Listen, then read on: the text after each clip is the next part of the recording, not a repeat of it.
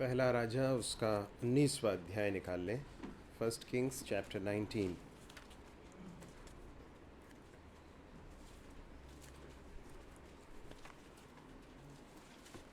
पहला राजा 19वां अध्याय। इस पूरे अध्याय को हम पढ़ लेंगे। 2 या 3 लोग मिलकर उसे पढ़ने में मदद करें। पहला राजा 19वां अध्याय। मैंने पिछली बार हमने एक एक्सरसाइज किया था। हमने लव फीस्ट के दिन कुछ किया था, उसका कुछ असर दिखना चाहिए आज। पहला राजा 19वां अध्याय। तब अहाब ने इजेबेल को एलिया के पास ये सब काम विस्तार से बताए कि उसने सब नबियों को तलवार से किस प्रकार मार डाला। तब इजेबेल ने एलिया के पास एक दूत के द्वारा कहला भेजा, यदि मैं कल इसी समय तक तेरा प्राण उनका स्थान न कर डालूं तो देवता मेरे साथ वैसा ही वरन उससे भी अधिक करे। यह देख एलिया अपना प्राण लेकर भागा और यहूदा के बेर्शेबा पहुंचकर अपने सेवक को वहीं छोड़ दिया। परंतु वह स्वयं जंगल में एक दिन के मार्ग पर जाकर एक झाऊ के पेड़ के तले बैठ गया। वहाँ उसने यह कहकर अपनी मृत्यु मांगी, हे यहोवा, बस है, अब मेरा प्राण ले ले, क्योंकि मैं अपने पुरखाओं से अच्छा नहीं हूँ। वह झाऊ के पेड़ के तले लेट कर सो गया और देखो, एक दूत ने उसे छूकर कहा, उठकर खा। उसने दृष्टि करके क्या देखा कि मेरे सिरहाने पत्थरों पर पकी हुई एक रोटी और एक सुराही पानी रखा है। तब उसने खाया और पिया और फिर लेट गया। दूसरी बार यहोवा का दूत आया और उसे छूकर कहा, उठकर खा, क्योंकि तुझे बहुत लंबी यात्रा करनी है। तब उसने उठकर खाया पिया और उसी भोजन से बल पाकर 40 दिन रात चलते चलते परमेश्वर के पर्वत होरेब को पहुंचा। वहाँ वह एक गुफा में जाकर टिका और यहोवा का यह वचन उसके पास पहुंचा, हे एलिया, तेरा यहाँ क्या काम? उसने उत्तर दिया, सेनाओं के परमेश्वर यहोवा के निमित्त मुझे बड़ी जलन हुई है, क्योंकि इजराइल ने तेरी वाचा टाल दी, तेरी विधियों को गिरा दिया और तेरे नबियों को तलवार से घात किया है। और मैं ही अकेला रह गया हूँ और वे मेरे प्राणों की भी खोजी है। उसने कहा, निकलकर यहोवा के सम्मुख पर्वत पर खड़ा हो। और यहोवा पास से होकर चला और यहोवा के सामने एक बड़ी प्रचंड आंधी से पहाड़ फटने और चट्टानें टूटने लगी, तो भी यहोवा उस आंधी में न था। फिर आंधी के बाद भूकंप हुआ और तो भी यहोवा उस भूकंप में न था। फिर भूकंप के बाद आग दिखाई दी, तो भी यहोवा उस आग में न था। फिर आग के बाद एक दबा हुआ धीमा शब्द सुनाई दिया। यह सुनते ही एलिया ने अपना मुंह चादर से ढांपा और बाहर जाकर गुफा के द्वार पर खड़ा हुआ। फिर एक शब्द उसे सुनाई दिया, हे एलिया, तेरा यहाँ क्या काम? उसने कहा, मुझे सेनाओं के परमेश्वर यहोवा के निमित्त बड़ी जलन हुई, क्योंकि इजराइलियों ने तेरी वाचा टाल दी और तेरी विधियों को गिरा दिया और तेरे नबियों को तलवार से घात किया। और मैं ही अकेला रह गया हूँ और वे मेरे प्राणों की भी खोजी हैं। यहोवा ने उससे कहा, लौटकर दमिश्क के जंगल में जा और वहाँ पहुँचकर आराम का राजा होने के लिए हजएल का और इजराइल का राजा होने के लिए निमशी को पोते के येहू का और अपने स्थान पर नबी होने के लिए अबीएल महोलक के शापात के पुत्र एलीशा का अभिषेक करना। 17वां पद।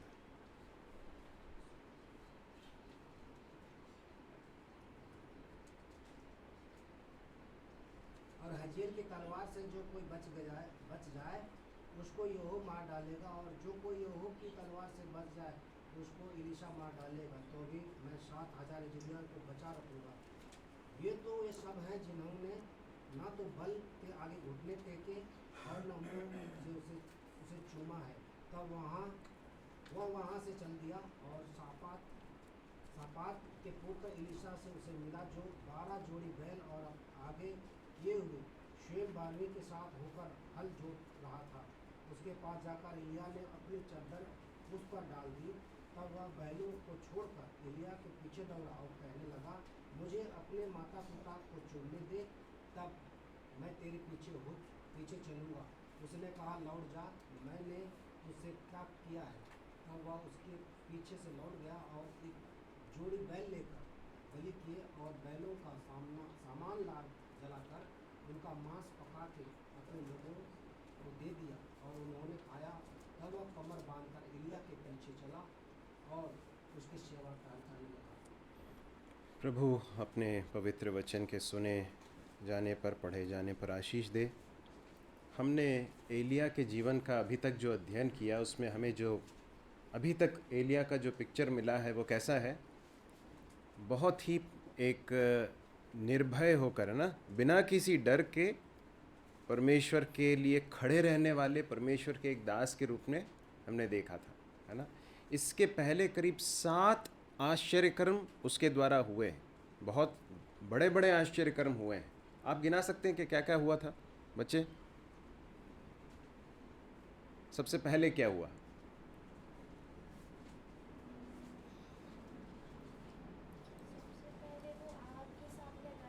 ठीक है, वो अपने आप में एक बहुत बड़ी बात है कि परमेश्वर ने उसे किस तरह से बचाया। अहाब के सामने गया, ठीक है। उसके बाद जी,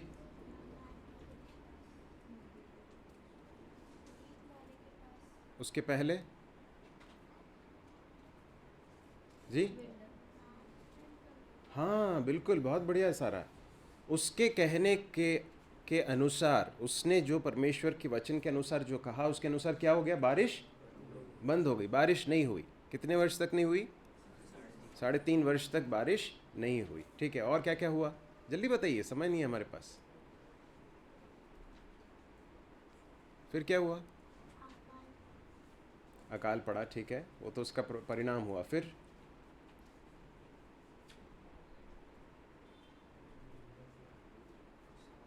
आप लोग फॉलो नहीं कर रहे हैं, मतलब जो पढ़ रहे हैं अपन। क्या हुआ उसके बाद?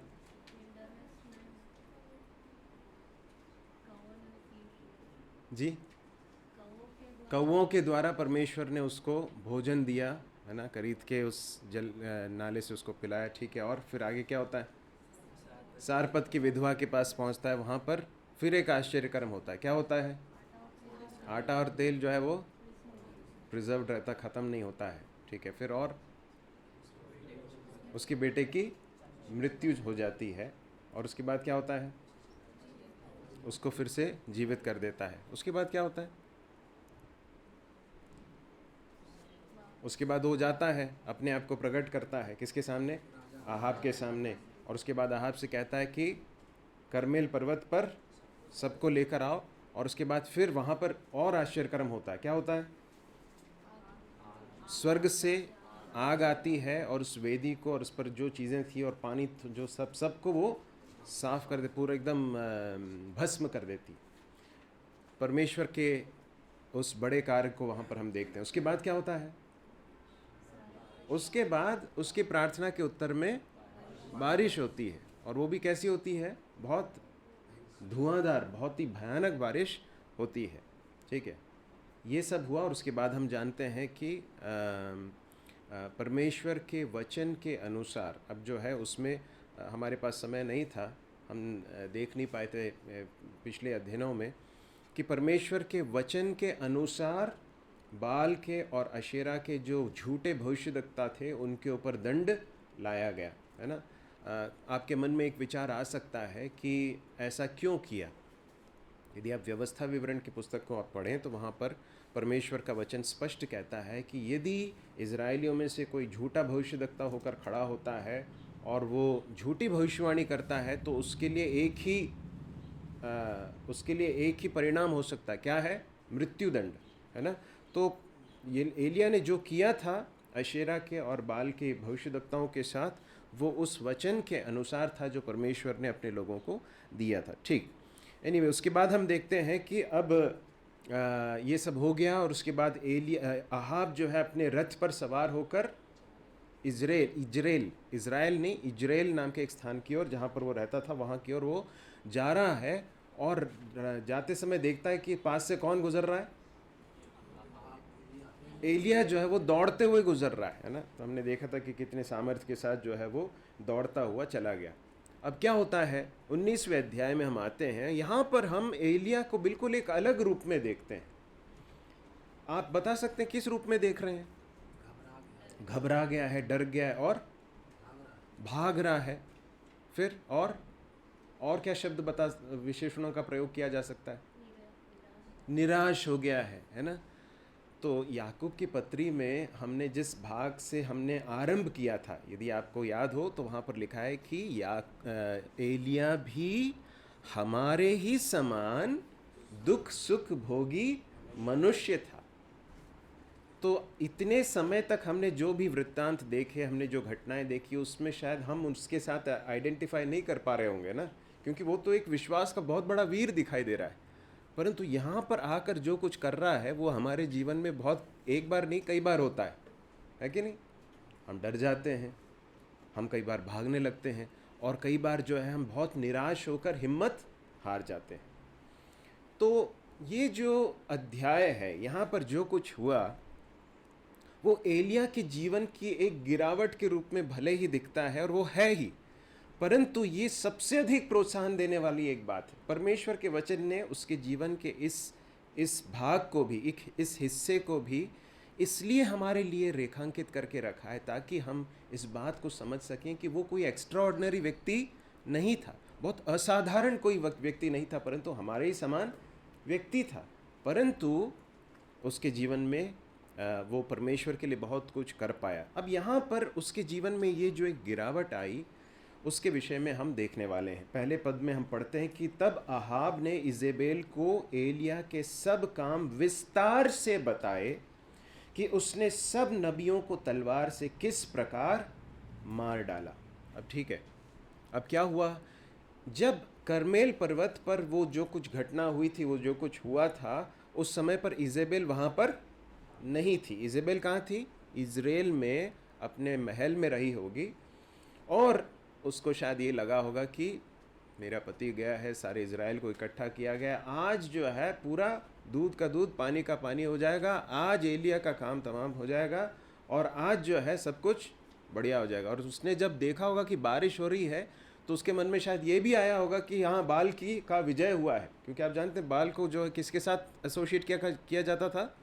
बारिश के साथ, फलवंत फसल के साथ उसको एसोसिएट किया जाता था, तो वो उसका देवता था, माना जाता था। परंतु अहाब आता है, और अहाब आने के बाद फिर वो बताता है सारी चीज़ें जो हुई।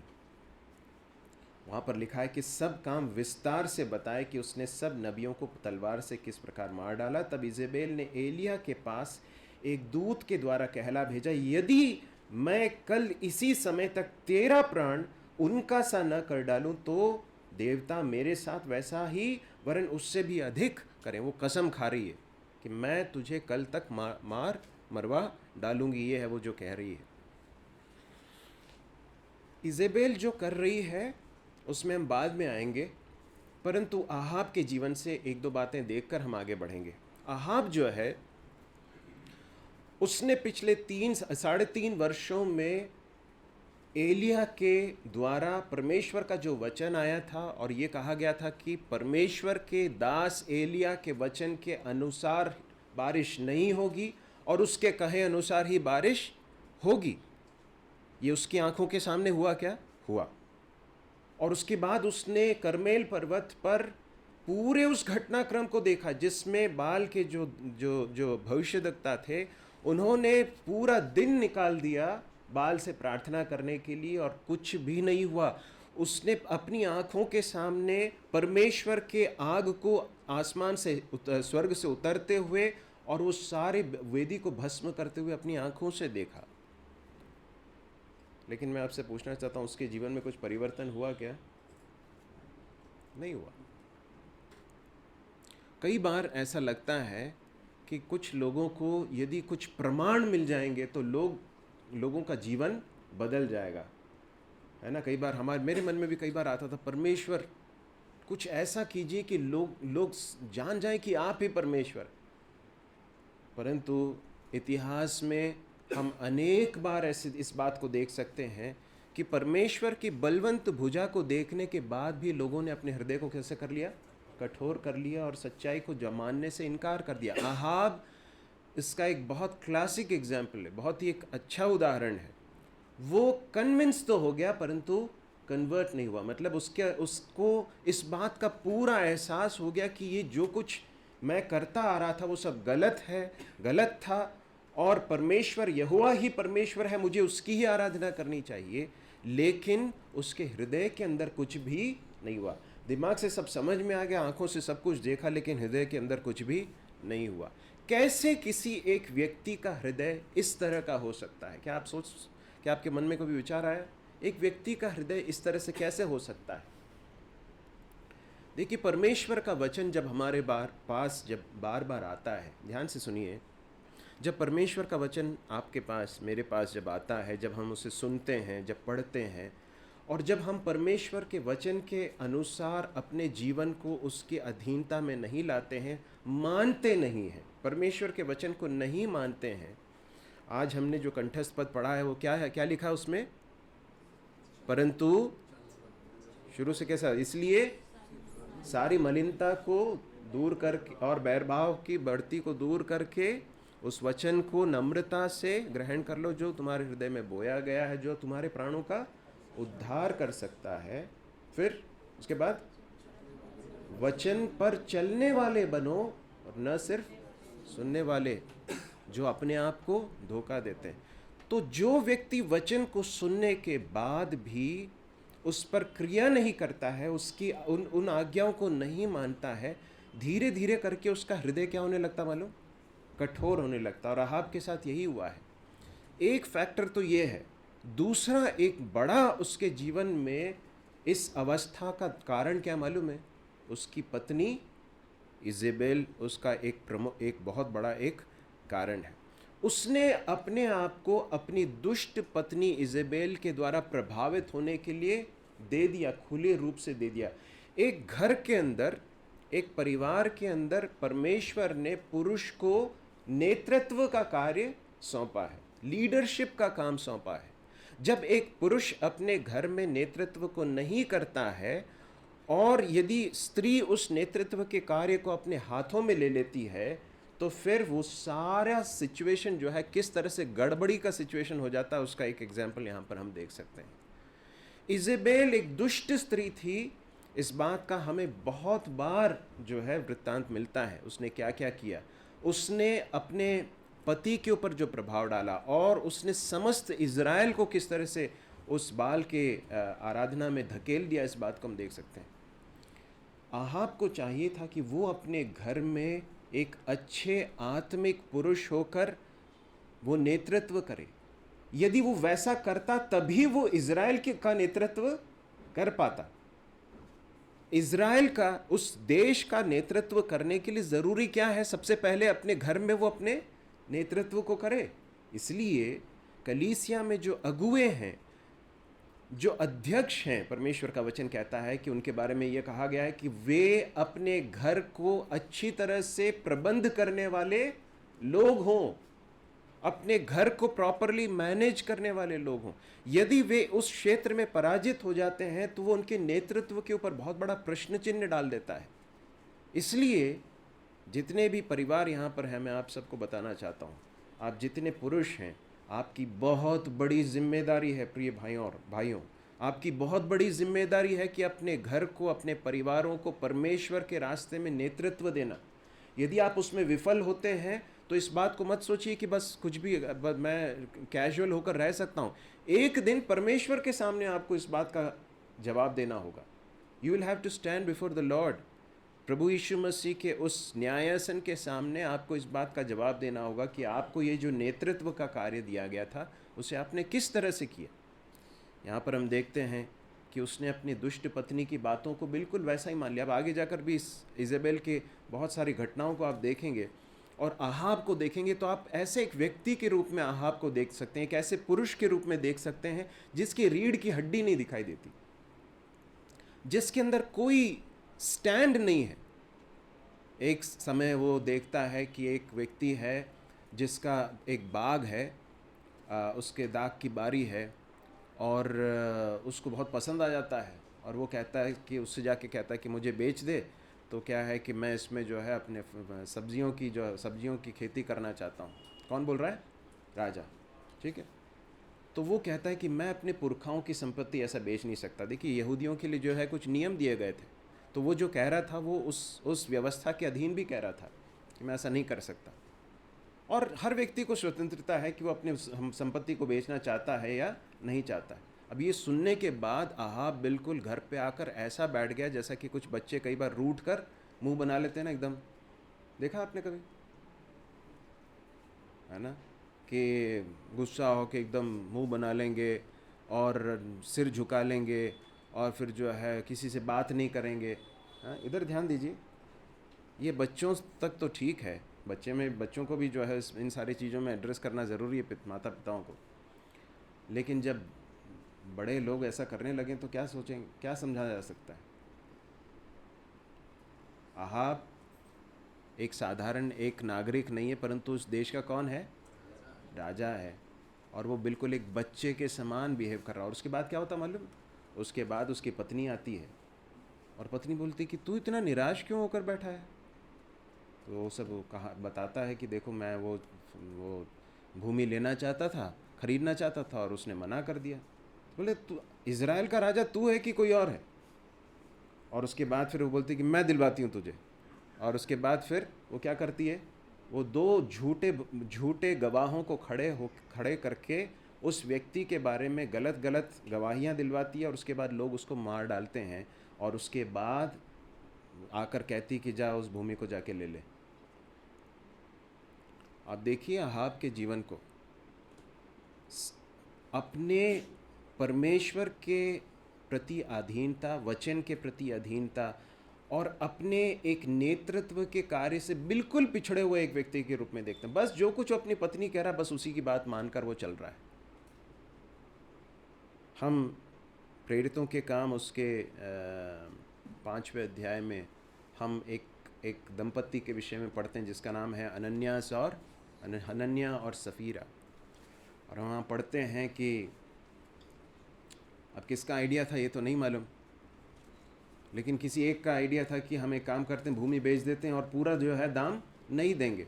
तो ठीक है, कोई बात नहीं, उसमें कोई बड़ी समस्या नहीं है, लेकिन हम इस तरह से दिखाएंगे जैसे कि हमने सब कुछ दे दिया है। और उसमें पति और पत्नी दोनों ने क्या कर लिया? बिल्कुल एका कर लिया, एक हो गए उस बात में कि हम ऐसा करेंगे। दोनों ने एग्री कर लिया।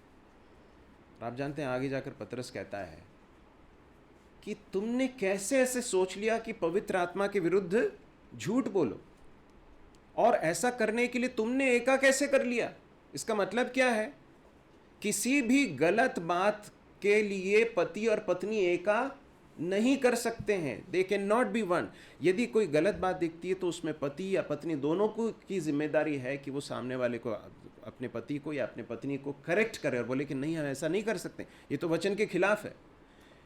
परंतु आहाब को हम बिल्कुल एक डरपोक, एक कायर एक व्यक्ति के रूप में देखते हैं जो अपनी दुष्ट पत्नी की बातों को ही मानते हुए चल रहा है। और उसके बाद फिर हम देखते हैं कि इजेबेल जो है, वो इजेबेल यहाँ पर देखिए, आहाब भले कहने के लिए राजा है, परंतु सारे अफेयर्स कौन मैनेज कर रहा है?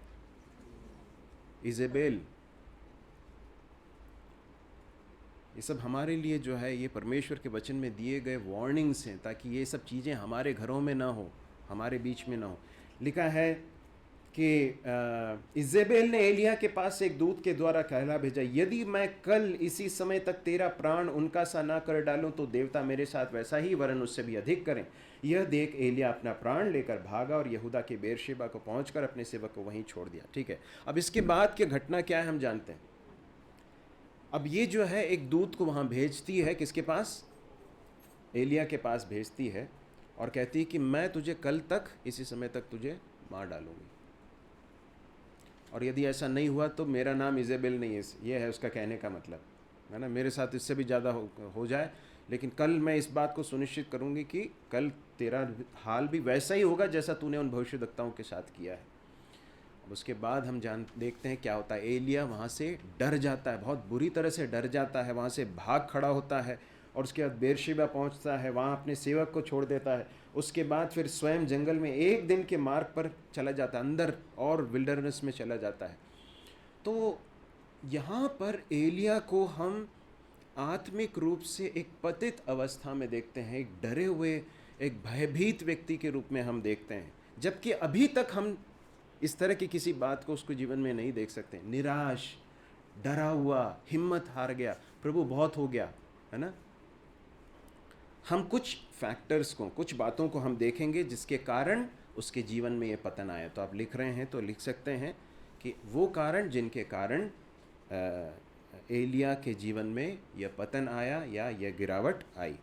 आप सभी से दरख्वास्त है कि कृपया अपने नोटबुक लें और उसमें लिखें। पहली बात,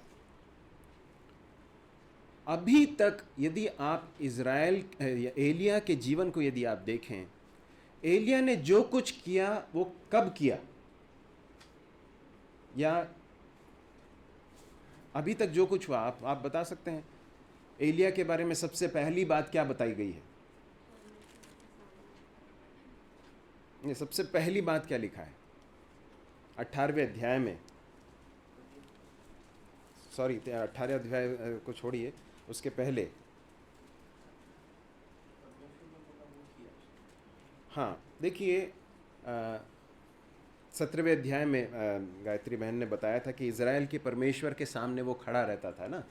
तो इस बात को, तो एक बात जो समझी जा सकती है बार बार कि एलिया ने जो भी स्टेप्स लिए थे अभी तक, वो सब कब लिए? जब परमेश्वर का वचन उसके पास पहुंचा। परमेश्वर ने जब कहा कि ये करना है तो उसने वैसा किया। जब उसने कहा कि तुझे ये स्थान छोड़कर उस स्थान पर जाना, तो वो चला गया। अब देखिए, सारपत में जाना उसका आइडिया था क्या? नहीं। करीत के नाले के पास जाकर रहना उसका आइडिया था क्या पंकज? नहीं। परमेश्वर ने कहा तो हो गया। अहाब के पास जाने के लिए किसने कहा? परमेश्वर ने कहा। लेकिन अभी जो कुछ हो रहा है उसमें इन सब से अलग एक रिस्पॉन्स को हम देख रहे हैं। क्या हो रहा है? परमेश्वर का वचन अभी तक एलिया के पास पहुंचा है क्या? नहीं पहुंचा है। किसका वचन पहुंचा? इजेबेल का वचन पहुंचा। इजेबेल का संदेश पहुंचा कि कल मैं तुझे मार डालूंगी, कल देखना, कल का दिन तेरा आखिरी दिन है। लेकिन परमेश्वर का वचन पहुंचा है क्या?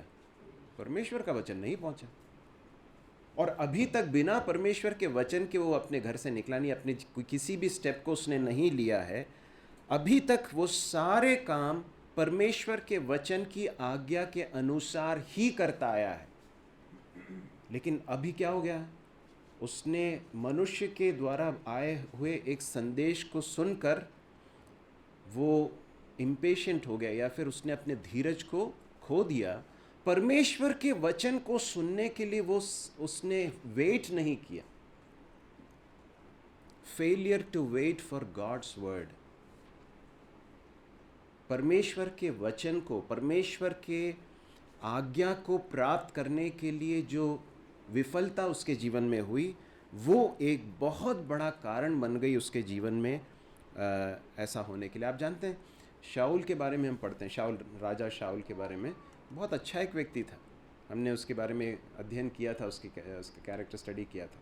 बहुत अच्छा व्यक्ति था, बहुत नम्र व्यक्ति था, और परमेश्वर के दासों का आदर करने वाला व्यक्ति था, और परमेश्वर का भय मानने वाला व्यक्ति था। परमेश्वर ने उसको राजा होकर चुना, और उसके बाद फिर हम कुछ समय तक उसको सक्सेसफुल होते हुए या सफल होते हुए हम देखते हैं। लेकिन उसके बाद फिर शमूएल के द्वारा उसके पास एक वचन आता है कि जब तक मैं ना आऊं तब तक तू कुछ मत करना, तू क्या करना? वेट करना। वहां पर उसकी परीक्षा हुई, उसके विश्वास की परीक्षा। लेकिन शाऊल क्या हो गया? डर गया। वो भी डर गया, वो भी इम्पेशेंट हो गया। उसने देखा कि शमूएल नहीं आ रहा है, उसने देखा कि जो है मेरे लोग जो है धीरे धीरे, मेरे साथ जो लोग हैं वो कम होते जा रहे हैं। हाँ, अब जो है शत्रु का आक्रमण होगा तो मैं क्या करूंगा, तो वो कार्य जिसे उसे नहीं करना चाहिए था उसने वो कर दिया, अर्थात जो बलिदान देना था शमूएल को वो उसने कर दिया। उसके तुरंत बाद हम देखते हैं कि शमूएल आ गया। मेरे प्रिय भाइयों और बहनों, हमारे जीवन में हमारे परमेश्वर ऐसे परिस्थितियों को अनुमति देते हैं, अलाउ करते हैं, जहाँ पर हमारे विश्वास की परीक्षा होती है कि हम परमेश्वर के लिए वेट करेंगे कि नहीं, कि हम प्रभु की इच्छा को जानने के लिए इंतजार करेंगे कि नहीं। यहाँ पर हम देखते हैं कि एलिया ने वेट नहीं किया और उसके कारण क्या हो गया, उसका धीरज जो है वो कम होने लगा, धीरज घट गया, विश्वास कम होने लगा। देखिए, विश्वास और धीरज ये दोनों एक साथ चलते हैं। यदि हम विश्वास करेंगे तो क्या करेंगे, इधर ध्यान दीजिए, यदि हम विश्वास करेंगे तो क्या करेंगे, धीरज धरेंगे, इम्पेशेंट नहीं होंगे, पेशेंटली वेट करेंगे। परंतु जैसे ही विश्वास कम होने लगता है ना, पेशेंस लूज होने लगता है। अरे अरे मैं क्या करूं, ये सब जो हड़बड़ाहट और इम्पेशेंस आता है वो किसका लक्षण है मालूम, वो अविश्वास का लक्षण है ना। और इसलिए हम देखते हैं कि उसने परमेश्वर के वचन की आज्ञा के लिए इंतजार नहीं किया, उसके लिए उसके जीवन में एक बड़ा पतन देख सकते हैं। ये पहला कारण। दूसरा जो कारण है उसे हम देखते हैं कि वो आगे जाकर कहता है, हे यहोवा, चौथा पद, हे यहोवा बस है, या बस हो गया प्रभु, बहुत हो गया, अब मेरा प्राण ले ले, क्योंकि मैं अपने पुरखाओं से अच्छा नहीं हूं। अब देखिए, अब यहां पर अगले कारण को हम देखते हैं। अगला कारण यह है कि उसने इसलिए कि वो परमेश्वर के लिए, वचन के लिए, आज्ञा के लिए वेट नहीं कर रहा था, परमेश्वर के सन्मुख वो इंतज़ार नहीं कर रहा था, इसलिए कि उसका विश्वास कम हो गया, इसलिए उसका मन जो है वो उसकी आंखें जिस तरह से चीज़ों को देखनी चाहिए वैसे नहीं देख पा रही। अब देखिए क्या हुआ था, इसके तुरंत पहले क्या हुआ था, कर्मेल पर्वत पर क्या हुआ, उसने इस बात को प्रमाणित कर दिया ना, प्रूव कर दिया कि क्या है, इज़राइल का परमेश्वर ही, यहोवा ही परमेश्वर है। उसने इस बात को प्रूव कर दिया। तो उसने क्या सोचा, जब ऐसा हो गया है और उसके बाद उसने जब कहा कि एक को भी नहीं छोड़ना, तो इजरायली लोगों ने ही मिलकर क्या किया, सारे झूठे भविष्यद्वक्ताओं को मार डाला था। तो उसने क्या सोचा मालूम, कि इजराइल अब जो है वापस परमेश्वर की ओर लौट आएगा, ये सारी चीज़ों का खात्मा हो गया। किसका, जिन झूठी चीज़ों के पीछे इजराइल जा रहा था, उस सब सारी चीज़ों का अंत हो गया, उसने सोचा। मेरे प्रिय भाइयों और बहनों, बुराई के विरुद्ध या दुष्टता के विरुद्ध या परमेश्वर के वचन के खिलाफ जो चीज़ें हैं, साथ ध्यान से सुनिए इस बात को, उनके खिलाफ जो लड़ाई होती है ना, वो एक दिन में नहीं खत्म होती है, नहीं होती है। पाप के साथ की लड़ाई, दुष्टता के साथ की लड़ाई, बुराई के साथ की लड़ाई जो है वो एक दिन में नहीं लड़ी जाती। It's a long drawn battle, बहुत लंबा युद्ध होता है, थका देने वाला युद्ध होता है, कई बार निराश कर देता है, कई बार आप बहुत अकेले हो जाते हैं इस युद्ध में। एलिया जो है वो आकर कह रहा है, प्रभु बस है, अब मेरा प्राण ले ले, क्योंकि मैं अपने पुरखाओं से अच्छा नहीं हूं। बहुत फ्रस्ट्रेट हो गया।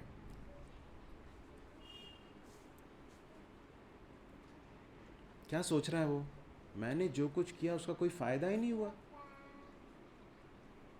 क्योंकि इज़राइल को इन सारी चीजों में धकेलने वाले लोग कौन थे, दो प्रमुख लोग, अहाब और इजेबेल।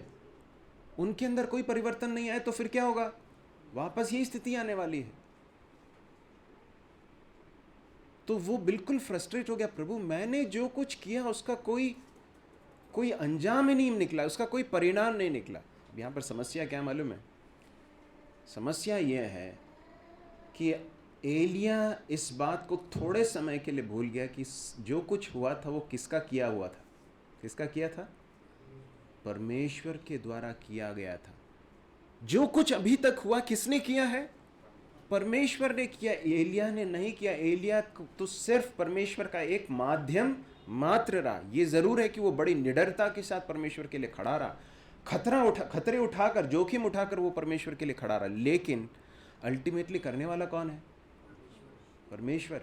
इस बात को वो भूल गया और वो कहता है, प्रभु मैं अपने पुरखाओं से अच्छा नहीं हूं।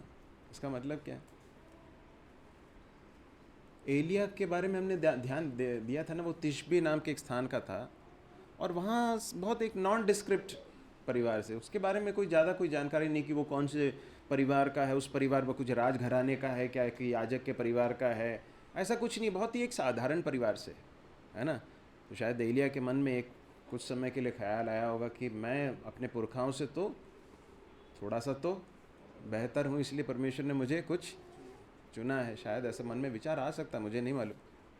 अब वो ऐसा क्यों कह रहा है कि मैं उनसे बेहतर नहीं हूँ? देखिए, हम परमेश्वर के लिए कितने भी काम आ जाएं, कितने भी सामर्थ्य के साथ परमेश्वर के लिए काम आए,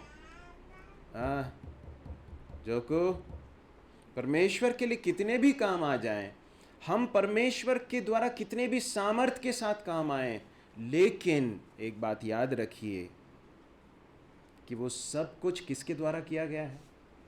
परमेश्वर के द्वारा किया गया। हमारे अंदर कुछ भी नहीं है। देयर इज नथिंग इन अस। हम कभी भी इस बात को नहीं कह सकता। देखिए 19वें पद को पढ़ें, 19 से पहले 10वें पद को पढ़ें। उसने उत्तर दिया, सेनाओं के परमेश्वर यहोवा के निमित्त मुझे बड़ी जलन हुई है। फिर उसके बाद, मैं अकेला रह गया हूं, वे मेरे प्राणों के भी खोजी हैं। आगे फिर 19वां पद, उसके पहले 14वां पद, मुझे सेनाओं के परमेश्वर यहोवा के निमित्त बड़ी जलन हुई, और मैं अकेला रह गया हूं, मेरे प्राणों के खोजी हैं।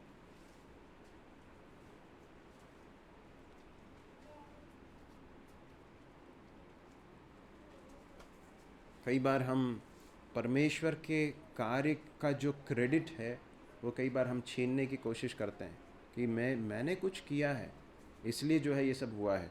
एलिया जो है वो पूरी रीति से फ्रस्ट्रेटेड, वो इस बात को भूल गया कि ये युद्ध किसका है, ये लड़ाई किसकी है? परमेश्वर की है। संग्राम यहोवा का है। दाऊद ने इस बात को कहा था कि संग्राम यहोवा का है। कब कहा था, आपको याद है? जब गोलियत के सामने था। संग्राम, the battle belongs to the Lord. परमेश्वर है जो युद्ध लड़ रहा है। हम तो इस पूरे काम, इसलिए कई बार मेरे मन में भी है ना, कई बार फ्रस्ट्रेशन आता है, कई बार सेवा के विषय में हो, परंतु प्रभु ने मुझे फिर स्मरण दिलाया कि ये सब कुछ जो है किसका है? प्रभु का है। कलीसिया प्रभु की है, सेवा प्रभु की है। इसलिए हमें निराश होने की ज़रूरत नहीं है, क्योंकि परमेश्वर है जो चीज़ों को कर रहे हैं, प्रभु है जो लोगों को तैयार करते हैं, प्रभु है जो लोगों को उठाते हैं। और इसलिए हमें कभी भी निराश होने की ज़रूरत नहीं। परमेश्वर के सामने वो एक बात को कह रहा है, क्या कह रहा है? प्रभु मुझे ले ले, मेरे प्राण ले ले, क्योंकि मैं अपने पुरखाओं से अच्छा नहीं हूँ। परमेश्वर ने उसकी प्रार्थना का उत्तर दिया क्या? परमेश्वर ने आपकी प्रार्थनाओं का हर प्रार्थना का उत्तर दिया है? नहीं ना, सारी प्रार्थनाओं का उत्तर नहीं दिया है। कई बार खराब लगता है ना कि क्यों नहीं दे रहा है प्रभु उत्तर। इस प्रार्थना के बारे में क्या कहेंगे आप? प्रभु ने अच्छा किया, बुरा किया? क्या लगता है आपको? या तो आप यहाँ पर नहीं हैं, या तो आप नाराज हैं मुझसे, कुछ तो है कारण। आप लोग बिल्कुल कह नहीं रहे कुछ भी। क्या बात है? उसने मृत्यु मांगी, प्रभु ने उसको मृत्यु दी? नहीं दी। तो क्या ये अच्छा हुआ कि उसकी प्रार्थना नहीं सुनी गई? अच्छी बात है कि बुरी बात है? प्रसन्नजीत, क्यों? प्रसन्नजीत से पूछना चाहता हूँ। हाँ प्रसन्नजीत।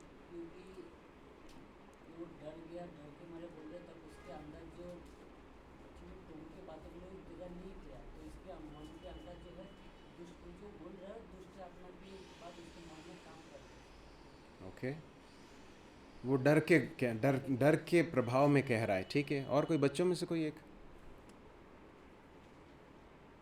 हाँ मगन, आप जानते हैं क्या एलिया की मृत्यु कैसे हुई?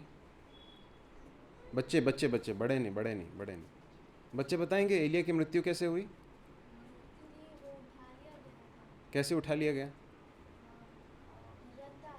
रथ आए थे ना, आग के रथ आए और वो स्वर्ग में उठा लिए गए, उसकी मृत्यु ही नहीं हुई।